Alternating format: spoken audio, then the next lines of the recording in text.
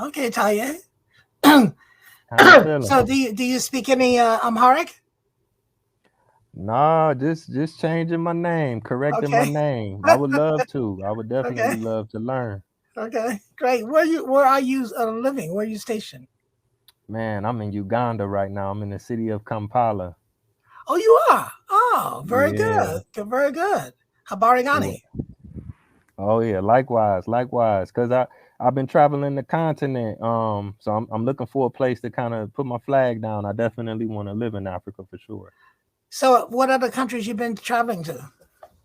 And on the continent, I've been to about almost 20 African countries. I've been up and down. South Africa, Botswana, Madagascar, Seychelles, Comoros, Ethiopia, Kenya, Tanzania, Uganda, Rwanda, Egypt. I've been to the west side, Cape Verde, Senegal, Ghana, Guinea-Bissau, couple more. I'm trying to think. I can't remember. Great, great. So, which one on the East Coast do you have do you have a favorite on the East Coast that you like? Man, that's hard. I don't know. I like Madagascar a lot. I like Ethiopia a lot. I like the culture. I mean, the people are very, very beautiful. The culture, I like it a lot. Tanzania is nice. I love Zanzibar, the beach. Where else on the Kenya is nice. I like Mombasa. Mombasa was real cool. You been to Um, Lamu? Lamu, where is that? That's an island off the coast of Mombasa. Oh, okay. I think I might have heard of that place. I haven't got a chance to hang out over there yet. Okay, it's like a Zanzibar. It's the Zanzibar of Right. Kenya. Yeah, because I could see some similarity in Kenya and Tanzania. It's the same little area, but Now I gotta ask you. Now I read you've been to Africa 50 times. So how many African countries you Oh, done been to? I've been 50 years. I've been traveling to Africa. My Wow. trips range from anywhere from a week to 3 months, typically 6 weeks. And my first trip was in '71, and I lived in Ghana the summer of '71 and '72. Sorry, '72 and '73, and then the summer of '74 in Senegal. And I go back as often once a year, sometimes twice a year. And for working on this book, Sacred Nile, my best trips have been where I could spend at least 6 weeks to just sink into the research, which I think I've been able to do for about maybe 25 times. And so that's, and if I had to think of favorites in West Africa, I think the number one would be for me Senegal, and the number two would be Ghana. And if I had to think of favorites on the East African coast, I would say number one would be it's hard, but I think number one would be Ethiopia. Number two would be Rwanda. And in North Africa, I think it would be Egypt. Uh, and yeah, I like the Cameroons, but there are problems in the Cameroons right now. Like there are problems in South Sudan, there are problems in the Congo. There's problems in northern Mali. And all of these problems have their roots in colonialism and colonial interests. But I'm ready for your questions.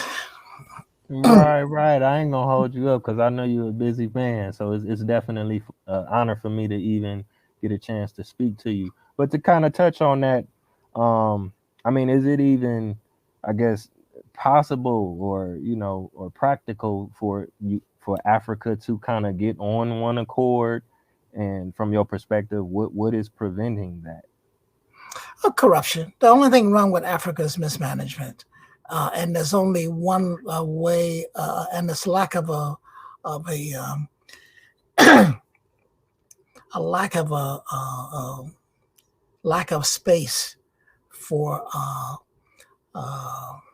Africa. In order to make money in Africa, there's tend to be one industry, and that's the government. So what is not developed yet is a private, commercial venue pathway, and you know, so that's a challenge, but it's also the challenge is education. The African children get the education that had been dictated by outsiders, by colonialists. African people, children don't get history lesson about Africa, about their own continent, and history lesson about the the zigzag in their cultures. They've had zigzag in their borders. Because of invaders. They've had, as Kenyatta said in his book, when the white men came, when the missionaries came, they had the land, and the missionaries had the white men had the Bible, and asked them to kneel down and close their eyes. And when they opened their eyes, they had the Bible, and the white men had all the land. Kenya is a very interesting situation. But here's again a history story, how the British came in, and even though the Messiah and people say no, we don't want you here, what the British did is they found out a way to be subversive and to bring in cattle with disease, and these disease cattle infected the herds of all the cattle of the Messiah. And with cattle dying, and people begin to have malnutrition issues, because if you notice in East Africa, the cattle is very important because, it feeds the whole family. It feeds, them with milk, with cheese, with meat, the whole thing. So it's the original currency. And if you destroy the currency of the people, then the people collapse from within. These are the stories that African children need to know, because, a child does not realize that there was a different reality from the parent. The child is born into a reality, and whatever that reality is, they think is normal. So that's the value of having history lessons, true history lessons taught, so that the child is aware and suspicious, like what the Chinese have done.